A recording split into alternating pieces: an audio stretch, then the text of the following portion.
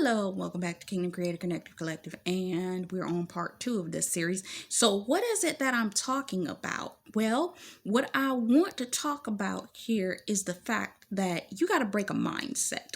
There's a mindset that was set into you from childhood because you saw your parents do it.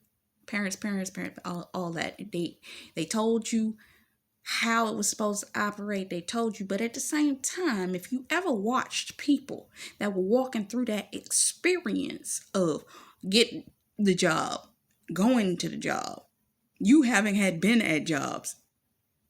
I remember one time I was watching people on the train when I worked 9 to 5. Actually, it was 8 to 4. And I was riding back with everybody that day. And during this period, everybody was like drones. Everybody was like, they seemed like skeletons, zombies, just trying to get where they was trying to go.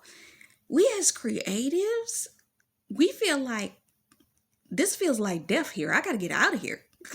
I got to get out of this moment. This isn't where I'm supposed to be. I can't stay here.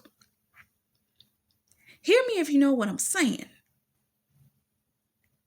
But where did this stuff come from, childhood? Your parents taught you that's the way it was supposed to be done, even though when they were teaching it to you, they looked tore up, tired, and busted and disgusted. But because that's what you were taught and you didn't know nothing else, you did what they said do. Some of you that had the grandparents that worked in factories, some of you that had the parents that worked 9 to 5 jobs, wherever they worked their 9 to 5 jobs. This is the system. School teaches us to be employees, not to have our own businesses.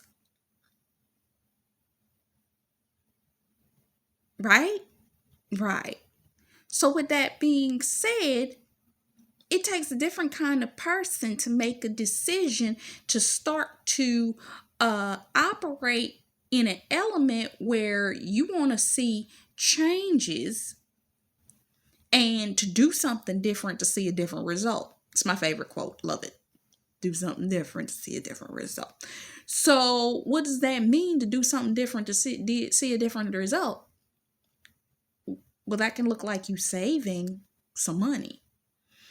You want to get out of the doldrum of being a zombie or walking with everybody else, right?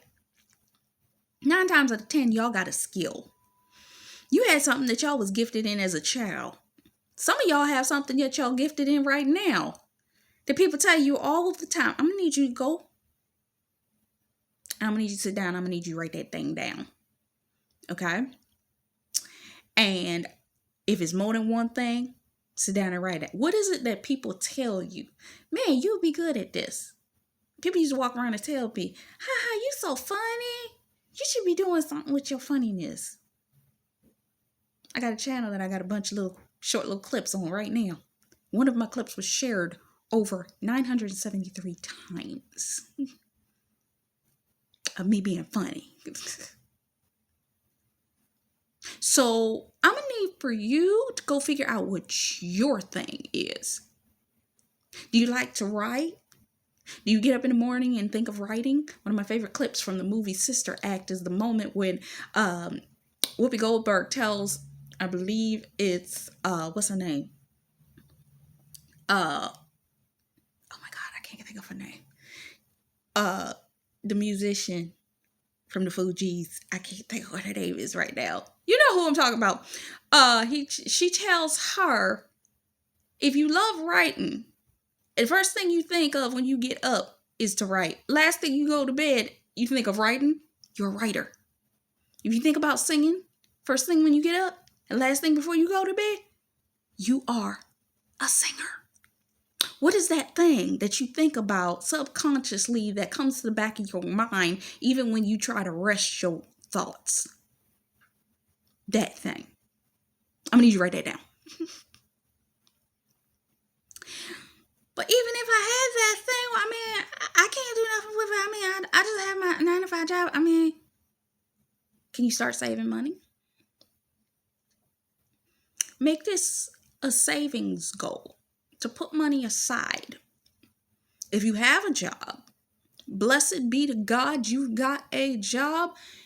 Do what you can with what you have and put something aside. But my money is stretched. I guarantee you there's something that you're purchasing you don't need to purchase, so you could put it in a small little savings account. But see, people don't want to pay attention to that. Stop buying the coffee. Stop buying some of y'all buy magazines. Some of y'all sit up there and buy, well, I want to treat myself to a candy bar. I want to. Discretionary income going right down the toilet. I'm going to need you to put that discretionary income into a little account. Save. I'm going to need you to go through your budget. But I don't have one. That's the problem. You need to get one. Because in order for this to operate and work, I'm going to need for you to get and start budgeting what it is that you have. Because some of you, it ain't even about the fact that you want to turn your creative endeavors into income. It's the fact that you just want to have a little bit more freedom. Some of y'all got children that you thinking about you might want to put in college. Some of you want to get out of your little apartment and get into a house. Some of you want to have relationships and have retirement. And even if you don't want to have retirement, you want to travel. What do you want to do with those senior golden years of your life? What if you could prepare now? What if you could have more than what most people could get because you prepared yourself? What if you could build the lifestyle that you've always dreamed of? It starts with putting some money aside. I did a calculation that if I had $55,000 in a 1-year period, I did a financial calculation last night to find out what that would look like in a 52-week period of money. And you know what that was?